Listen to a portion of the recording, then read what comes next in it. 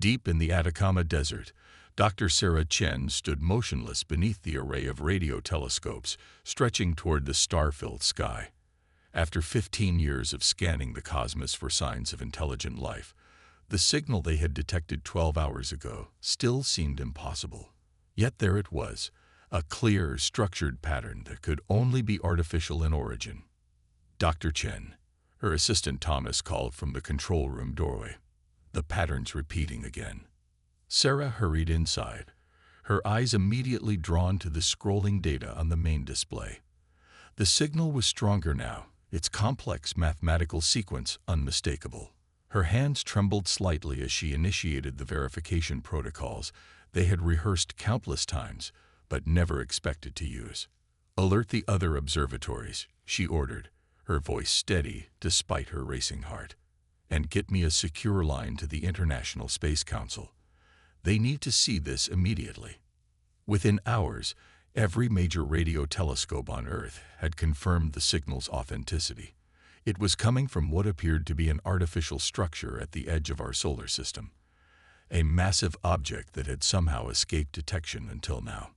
As Sarah presented the findings to an emergency meeting of the ISC, she could see the mix of excitement and fear in the faces of the world's leading scientists and government officials.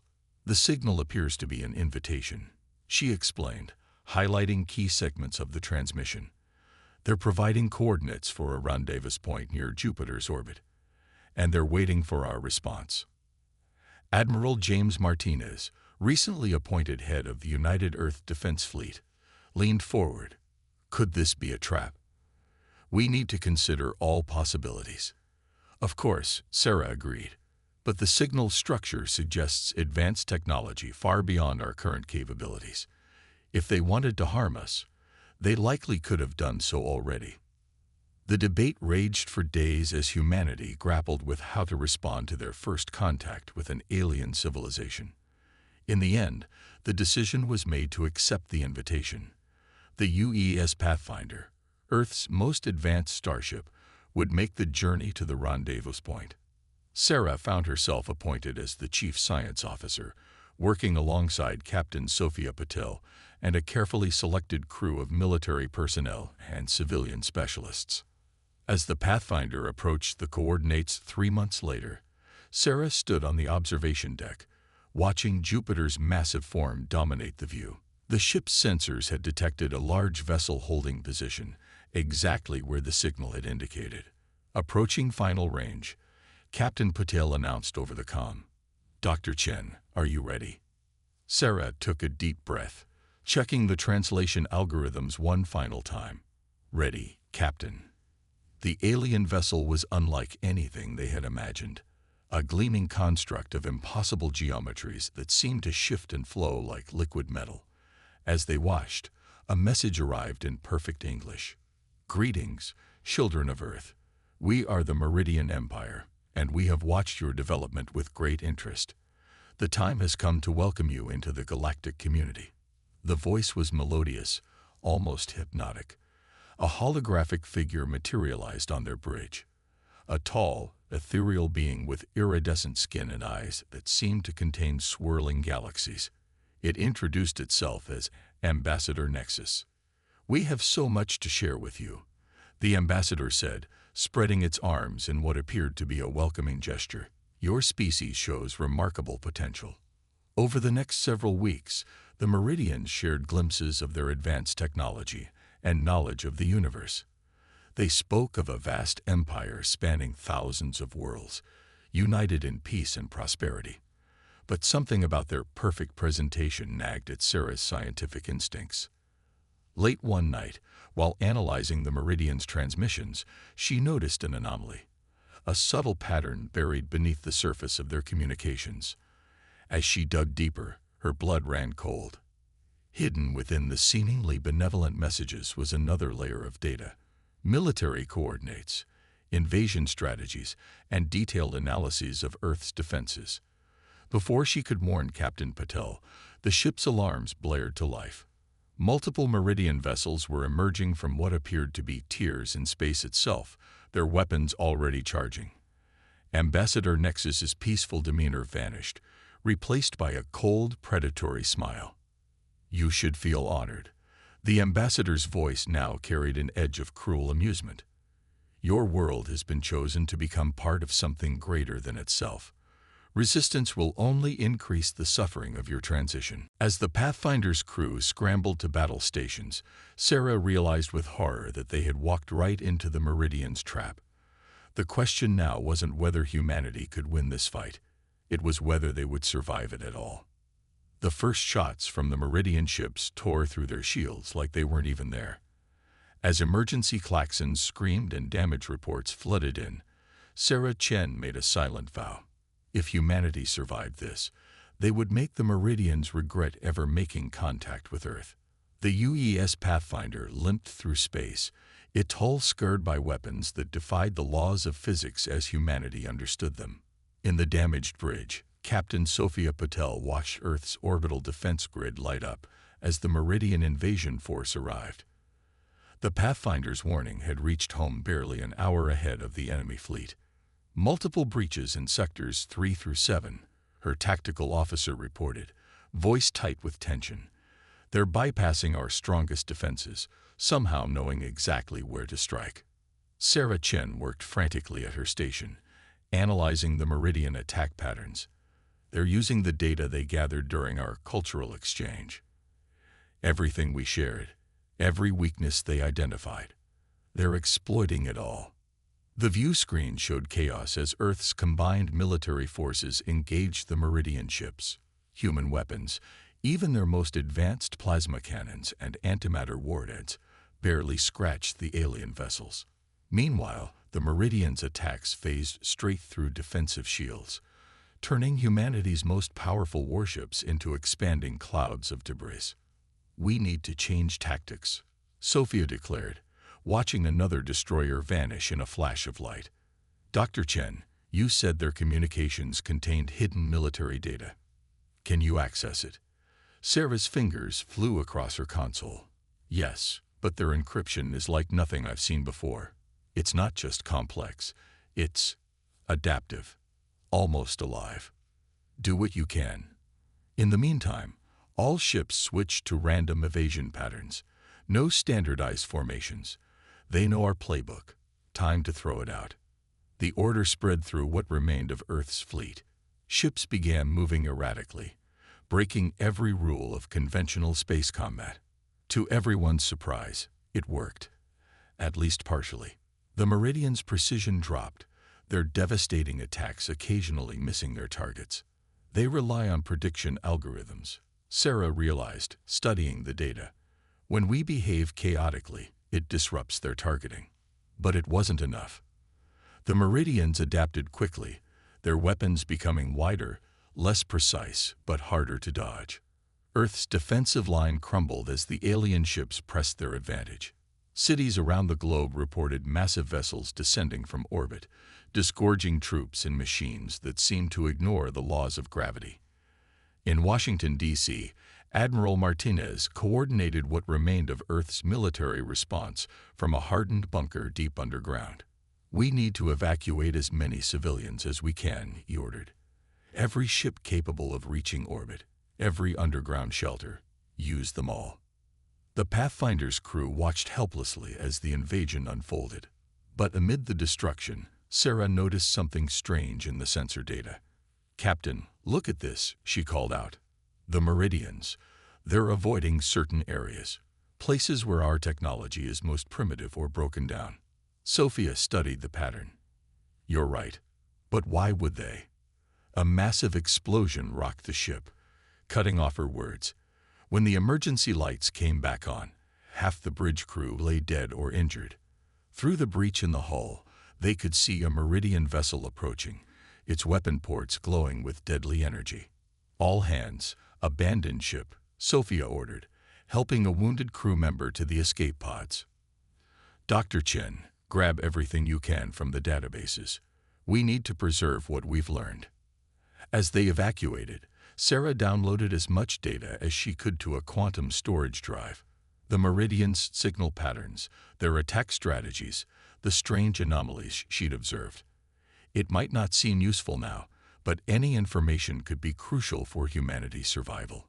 The escape pods launched just as the Pathfinder's reactor went critical, a deliberate overload to deny the enemy their technology. Sarah watched through the pod's small viewport as her home for the past 3 months disappeared in a miniature sun, taking a Meridian ship with it. They landed in the Australian outback, one of the few regions not yet directly hit by the invasion. As military transports rushed them to a hidden facility beneath the red earth, Sarah couldn't stop thinking about what she'd seen.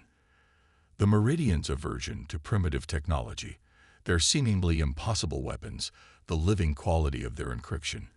There was a pattern there, something important just beyond her grasp. In the facility's command center, they found Admiral Martinez coordinating with other surviving military and scientific leaders around the world. The screens showed a planet in chaos, major cities in ruins, millions dead or missing, the Meridians establishing bases in strategic locations across the globe. "What's the status of the evacuation?" Sophia asked, stepping up to the command table. "We've got about 15% of the surviving population in underground shelters," Martins replied grimly. "Another 5% made it off-world, mostly to lunar bases and Mars colonies. The rest."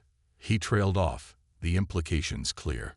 Sarah connected her quantum drive to the facility's computers, beginning the analysis of everything they'd gathered. "Admiral, I don't think this invasion is what it appears to be.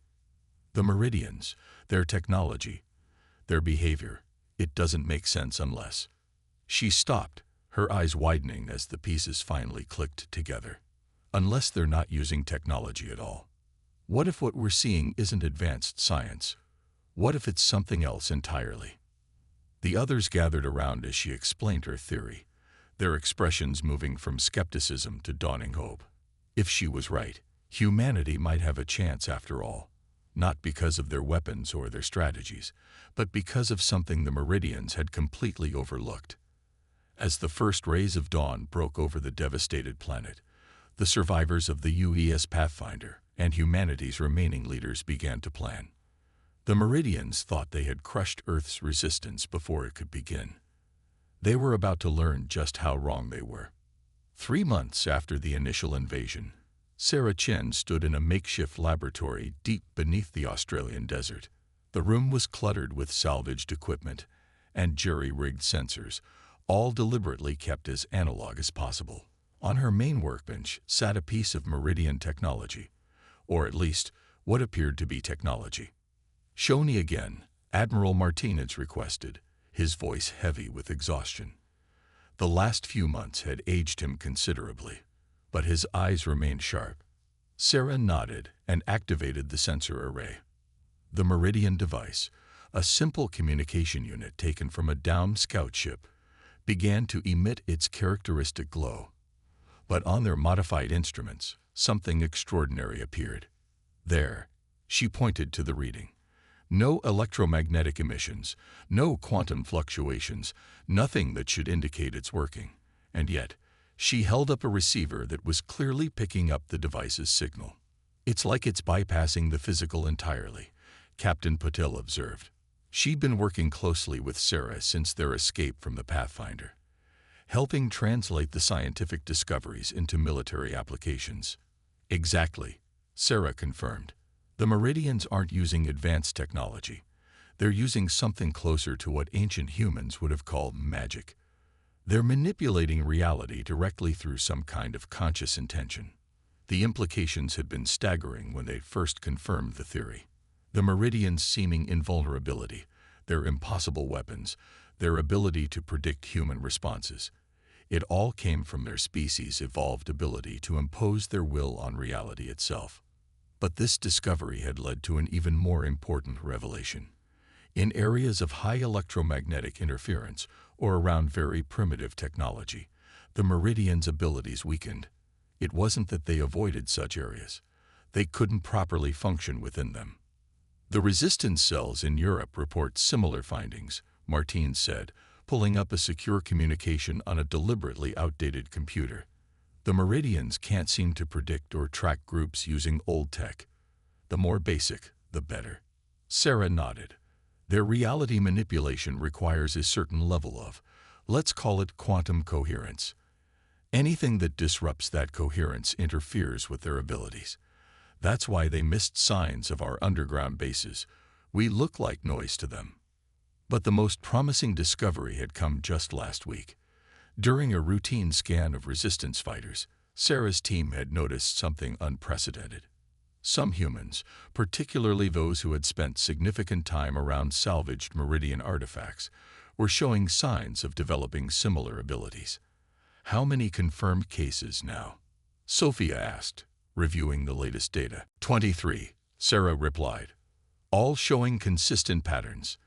It's like exposure to their reality manipulation is awakening something dormant in our own biology. We're learning by observation, adaptation at the quantum level.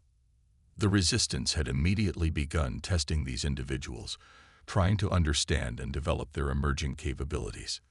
Progress was slow. Humans were like infants learning to walk compared to the Meridian's mastery, but the potential was enormous. In another section of the underground complex, a young resistance fighter named David Kumar sat cross-legged on the floor, concentrating on a small metal cube. After several minutes of intense focus, the cube shifted slightly, not levitating like Meridian tech, but definitely moving without physical contact. It's different from how they do it, he explained to his observers. They impose their will on reality. We have to ask permission, sort of. Work with reality rather than trying to command it. This fundamental difference had proven crucial. While human abilities were developing more slowly, they appeared to be more stable, less susceptible to technological interference. They could operate in environments that would cripple Meridian powers. Sarah's team had also begun developing hybrid technologies, combining primitive electronics with their emerging understanding of reality manipulation. The results were unpredictable but promising. They'd managed to create communication devices that the Meridians couldn't detect and sensors that could track reality distortions. We're almost ready for the first major operation, Sophia announced, pulling up a map of nearby Meridian installations. Small teams, old weapons supplemented with our new abilities, hit and run attacks to test their vulnerabilities. Martinen studied the plan. The risks are significant. If they realize we're developing these capabilities, they'll try to adapt, Sarah finished. But that's just it. Their ability to manipulate reality depends on their belief in their own superiority. Every successful attack will shake that belief, weakening their power. The Admiral was silent for a long moment before nodding.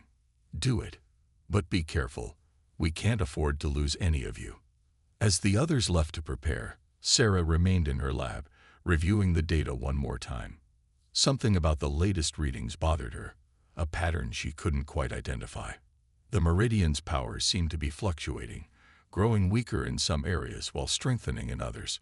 She input the coordinates of the fluctuations into their old star mapping system and froze. The pattern wasn't random. The Meridians were drawing power from something, some external source they hadn't detected before. If they could find it, disrupt it. Admiral, she called out, I need you to see this. I think I've found their weakness. As Martinez hurried back, Sarah allowed herself to feel a glimmer of hope. The Meridians had arrived expecting to find a primitive species ready for conquest. Instead, they'd discovered humanity's greatest strength, our ability to adapt, to learn, to turn our enemies' advantages into their vulnerabilities. The real war was about to begin. The old mining tunnel was silent except for the soft hum of antiquated equipment. David Kumar led his team through the darkness, their movements carefully measured. Each member carried a mix of primitive weapons, crossbows, bolt-action rifles, even black powder explosives, alongside crude devices of Sarah Chen's design that looked more like children's science projects than military equipment. Range to target. David whispered into a handmade radio that used amplitude modulation, technology so old the Meridians couldn't detect it. 400 meters, came the reply from Sarah, monitoring from their base. Their reality field is strong there, but fluctuating, just like we predicted. The target was a meridian power collector, a crystalline structure that seemed to gather and channel the energy they used for their reality manipulation. Sarah's discovery of these collectors had changed everything. They weren't just power sources. They were anchor points, stabilizing the meridian's control over local spacetime. David closed his eyes, extending his awareness the way Sarah had taught them. He could feel the meridian energy now, not as the overwhelming force it had once seemed, but as a rigid artificial construct imposed on natural reality. More importantly, he could feel the spaces between that construct, the points where it connected, or failed to connect, with the underlying fabric of existence. "Everyone ready?" he asked, receiving quiet affirmations from his team. Each of them had developed their own variation of human reality manipulation. Some could detect meridian presence without equipment. Others could create small disruptions in the aliens' control. Together, they were about to attempt something unprecedented. The attack began with primitive technology. Arrows with electromagnetic disruptors attached to their heads, followed by old-style radio broadcasts on multiple frequencies.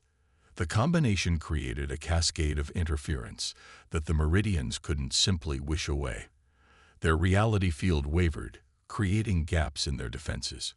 Through these gaps, David's team moved like ghosts. They weren't invisible. They didn't need to be. The Meridian senses were so attuned to their own way of manipulating reality that they literally couldn't perceive anything operating completely outside their paradigm. In the command center, Sarah watched through jury-rigged sensors as the operation unfolded. "It's working," she breathed, hardly daring to believe it. Beside her, Captain Patel and Admiral Martinez studied the tactical displays with intense focus. The Meridian guards never saw David's team enter their facility. Their reality-based sensors, designed to detect and counter advanced technology or energy emissions, were blind to the primitive tools and nascent human abilities that worked with rather than against natural law. When the explosions began, the Meridians were caught completely off guard. Black powder charges, chemical reactions too basic for them to detect or control, detonated at key points around the collector. But the real damage came from what David's team did next. Each human reality manipulator reached out not to attack the Meridian construct, but to connect with the underlying reality it was imposed upon. They didn't try to command or control. They asked, they harmonized, they worked with what was already there. The effect was catastrophic for the Meridians. Their carefully constructed reality field didn't shatter. It simply ceased to find purchase, like a climber suddenly trying to grip a wall that had become as smooth as glass. The collector, cut off from both its users and its energy source, went dark. "Confirmed direct hit," Sarah announced, her voice tight with excitement. "Meridian power readings in the sector are dropping rapidly. Their reality manipulation is failing." The aliens' response was immediate and violent. Reality itself seemed to twist as they lashed out with their power, but without the collector to stabilize their effects. Their attacks were unfocused, diminished. David's team was already retreating through their prepared escape routes, using paths that deliberately wound through areas of high electromagnetic interference. "Secondary effects beginning," Sarah reported, watching her instruments. "The collapse of their reality field is spreading faster than predicted. It's creating a cascade effect through their network." Across the sector, Meridian technology began to fail. Their ships, no longer able to ignore gravity, dropped from their impossible hovering positions. Their weapons, dependent on locally altered physics, became useless hunks of exotic matter. Their communications, carried through warped spacetime, went silent. But the most significant effect was on the Meridians themselves. Without their reality field to sustain them, their direct manipulation of the physical world weakened dramatically. They were still far more capable than humans in this regard, but no longer seemingly omnipotent. "All teams report successful extraction," Sophia announced. "No casualties." Martine studied the aftermath data with growing satisfaction. "How long until they can rebuild?" "They'll try to reroute power from other collectors," Sarah explained. But it won't be as stable. Each collector is tuned to its local spacetime. Using remote power introduces inefficiencies, vulnerabilities, and now we know how to exploit them. The implications were enormous. For the first time since the invasion, humanity had a strategy that didn't just inconvenience the Meridians, but actively undermine their control. Better still, with each success, human reality manipulators were growing stronger, more skilled, developing their own unique way of working with the universe rather than trying to dominate it. Have all resistance cells begin identifying collector locations in their sectors, Martinez ordered. Prioritize isolated facilities, places where we can test and refine these tactics. As the command center buzzed with activity, Sarah found herself returning to her earliest analysis of Meridian communications. She'd thought their encryption was alive somehow, but now she understood. It wasn't encryption at all. They were actually altering the information itself, changing its fundamental nature. They don't understand technology at all, do they? She mused aloud. They never developed it, never needed to. They went straight from primitive to reality manipulation. That's why they can't handle our old tech. They have no frame of reference for it. Sophia nodded thoughtfully. And that's why they didn't notice our potential. They were looking for signs of reality manipulation like theirs, never imagining we might develop it differently. It was humanity's greatest advantage. Our history of technological development, our understanding of natural law, our experience working with rather than against the universe. The Meridians might be more powerful, but humans were proving more adaptable. As reports of the successful operation spread through resistance channels, hope began to grow. For the first time, the invaders looked vulnerable. The war was far from over, but the balance was shifting. Humanity had found its path to victory, not through overwhelming force, but through understanding, adaptation, and the wisdom to work with reality rather than trying to break it. 6 months after the first successful strike against a Meridian collector, Earth's resistance had transformed from scattered survival cells into a coordinated global force. In the primary command center, now relocated to a vast underground complex in the Andes, Sarah Chen studied a world map marked with points of light representing Meridian power structures, and the growing shadows where their control had been broken. The Sydney offensive is complete, Sophia reported, updating the tactical display. That's the 4th major metropolitan area liberated this month. Admiral Martinez nodded grimly. And the Meridians' response? Exactly as predicted, Sarah answered, pulling up her latest analysis. They're trying to concentrate their remaining reality manipulation power, but it's making them more vulnerable, not less. Each time they pull energy from one sector to reinforce another, they create new weak points we can exploit. The strategy they'd developed was working better than anyone had dared hope. Human reality manipulators, now numbering in the thousands, had learned to work in concert with conventional forces. While old technology weapons and electromagnetic interference disrupted Meridian control, the human manipulators worked with local spacetime to create paths for resistance fighters to strike critical targets. But their greatest advantage had emerged from an unexpected source. As human manipulators developed their abilities, they discovered they could communicate with each other through subtle quantum connections, connections that operated on principles completely different from Meridian power. It gave Earth's forces perfect coordination without any detectable signals. David Kumar entered the command center, looking tired but satisfied after leading the Sydney operation. We found something interesting in their central facility, he reported. Some kind of emergency transmission they tried to send before we took down their collector. Dr. Chen, you're going to want to see this. Sarah spent hours analyzing the partial message they'd recovered. When she finally decoded it, her hand shook as she called the others to her lab.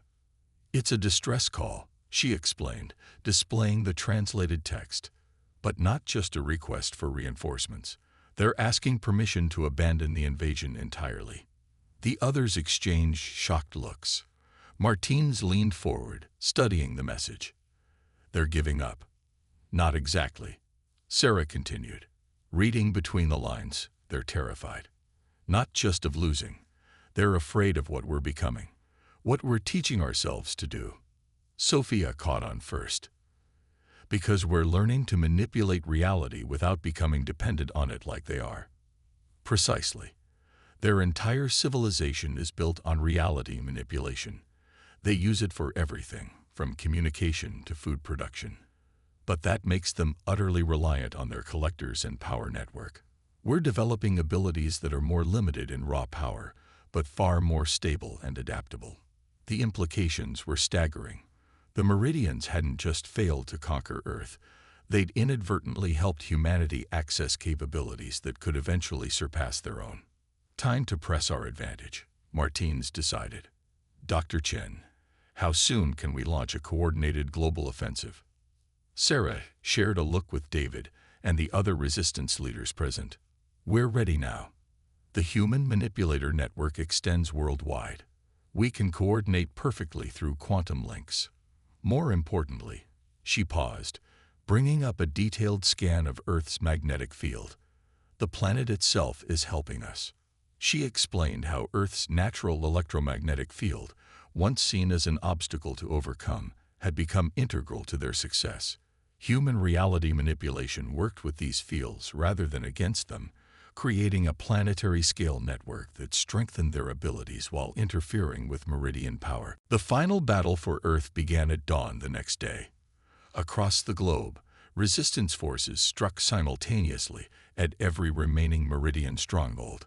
The aliens' attempts to shift power between collectors left them vulnerable everywhere at once.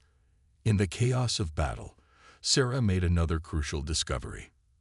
The Meridians' reality manipulation wasn't just failing, it was being actively rejected by local spacetime. Their attempts to impose their will on the universe were being met with increasing resistance from natural law itself. They never understood, she realized, watching through their sensors as another Meridian facility collapsed. Reality isn't something to be commanded. It's a partnership, a dance. The more they try to force their way through, the harder it pushes back. The Meridian command structure broke within hours. Their remaining ships, those still capable of spaceflight, began retreating from Earth orbit. The ground forces, cut off from their power network, found themselves facing humans who had learned to work with the very fabric of reality they had tried to dominate. Ambassador Nexus, the being who had first deceived them with promises of peaceful contact, was captured trying to reach a hidden shuttle. Under questioning, he revealed what they had suspected. The Meridian Empire was falling apart. Their reality manipulation was failing across their entire territory, as spacetime itself seemed to be rejecting their influence. "You've done something impossible," Nexus told Sarah when she interviewed him. "You've learned to speak with reality instead of shouting at it. The universe listens to you in ways it never has to us." 1 month later, Earth's first restored satellite network came online, revealing a changed planet.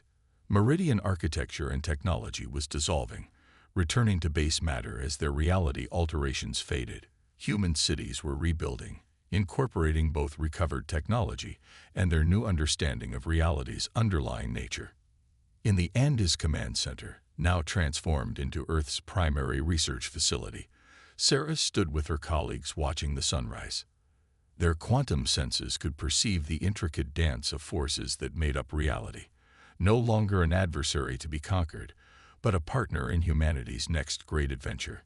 "They came to teach us our place in the universe," Sophia mused.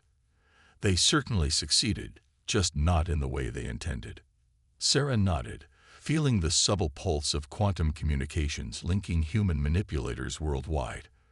The Meridians had tried to break humanity's spirit and instead had helped forge it into something entirely new. Earth was not just defended now. It was transformed. Its people awakened to capabilities they had always possessed but never imagined. "So," David asked, "what do we do next?" Sarah smiled, looking up at the stars. The universe wasn't a battlefield to be conquered. It was a mystery to be explored, a partner in endless discovery. Humanity had learned that lesson the hard way, but they had learned it well. "Now," she said, "we go see what else reality has to teach us."